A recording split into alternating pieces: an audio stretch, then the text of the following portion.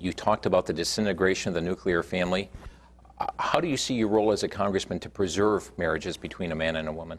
Well, I think people have to be more outspoken when the issue comes up. And I think right now we have another issue where we're quite frankly losing the issue because the Republicans and conservatives and quite frankly too many church leaders are heading to the hills.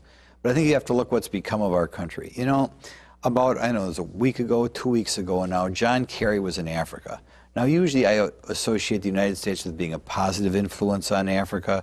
Africa hasn't progressed as far as the United States. You associate the United States with sending missionaries to Africa, volunteers to Africa to teach people better ways to deal with agriculture, what have you. Instead, what we have is we have the Secretary of State going to Africa and educating Ugandans, or saying he's going to send American scientists to Uganda to explain how normal homosexuality is. I mean, think about that. I mean, what must God think of our country? You know, we had such a great country in the relatively recent past. Now, America is supposed to be the light of the world. Instead, we're the light going the opposite direction. And I guess I wish we had more political leaders and religious leaders speaking out and saying, what in the world is John Kerry doing?